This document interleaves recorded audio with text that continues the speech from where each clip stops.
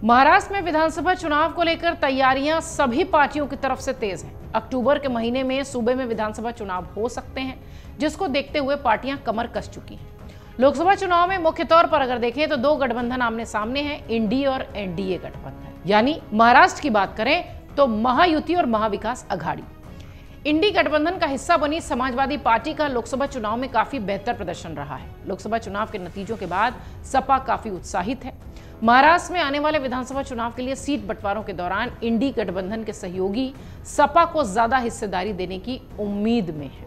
Party की महाराष्ट्र इकाई ने नवनिर्वाचित सपा सांसदों को सम्मानित करने के लिए एक कार्यक्रम भी आयोजित किया है। भिवंडी पूर्व से सपा विधायक रईस शेख ने शिवसेना, उद्धव ठाकरे वाली कांग्रेस और राष्ट्रवादी कांग्रेस पार्टी पर उनकी पार्टी के कार्यकर्ताओं के साथ अन्याय करने का आरोप भी लगाया था, जिसके बाद ये कहा जाने लगा कि हो सकता हो कि जो साझेदारी है वो थोड़ी सी सोच समझ कर की जाए। भिवंडी पूर्व से सपा विधायक रईस शेख ने कहा कि हम सब साझेदार बन रहे हैं। आज इंडी गठबंधन की नींव समाजवादी पार्टी पर टिकी हुई है। अगर अखिलेश यादव जी कुछ कहते हैं तो इंडी गठबंधन का कोई भी नेता उसे मना नहीं कर सकता। हमें उतनी सीट मिलेगी जितने की हम हकदार हैं। देखिए, जब इंडी गठबंधन में समाजवादी पार्टी बहुत मजबूत स्थिति में दिखाई पड़ने लगी तो उसके नेता और कार्यकर्ता भी एक अलग तरीके के स्वर दिखाते नजर आए। शायद ये महाराष्ट्र में वही उदाहरण है। शेख कहते दिखाई पड़े कि हम हकदार हैं और सीट बंटवारे पर बातचीत भी शुरू हो चुकी है। हम सिर्फ 2 विधायक हैं, लेकिन हम 100 विधायकों को मात दे सकते हैं। 10 विधायक 288 महाराष्ट्र विधानसभा के सदस्यों की संख्या पर भारी पड़े। आपको बता दें, इंडी गठबंधन में शामिल सपा ने महाराष्ट्र में किसी भी लोकसभा सीट पर चुनाव नहीं लड़ा था, लेकिन पार्टी ने यूपी में 37 सीटें जीती हैं, जिससे बीजेपी को झटका भी लगा है। और इधर सपा का हौसला बुलंद है और वो महाराष्ट्र में चुनावी मैदान में उतर रही है। इंडी गठबंधन का सहयोग भी हो सकता है उसे मिले।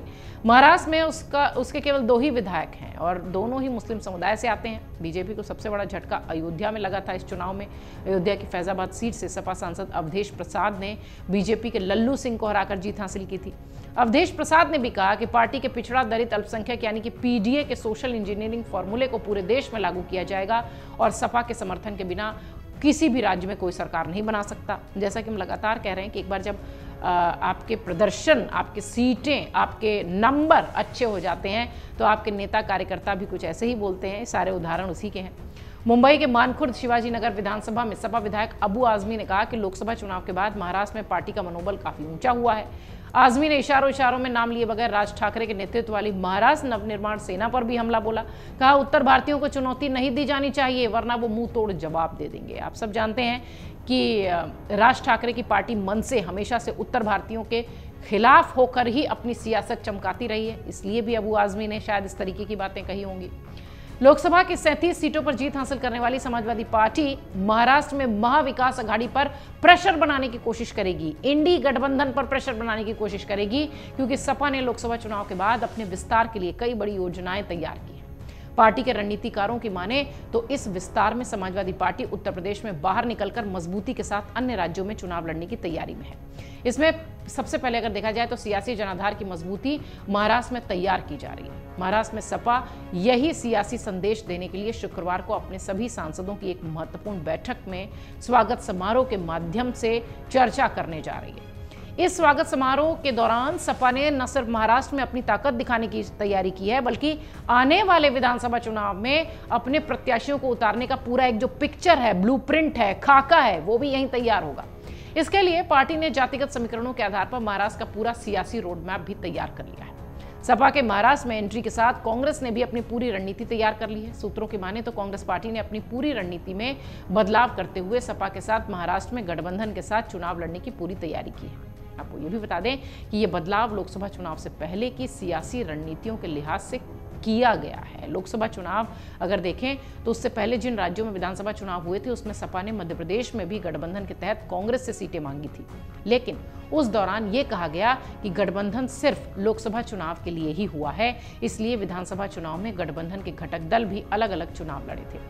सियासी जानकारों का कहना है कि लोकसभा चुनाव के बाद देश की तीसरी सबसे बड़ी पार्टी बनकर उभरी समाजवादी पार्टी अब जब महाराष्ट्र समेत अन्य राज्यों में विधानसभा चुनाव की तैयारी कर रही है तो गठबंधन सपा की सीटें देने पर राजी हो रहा है।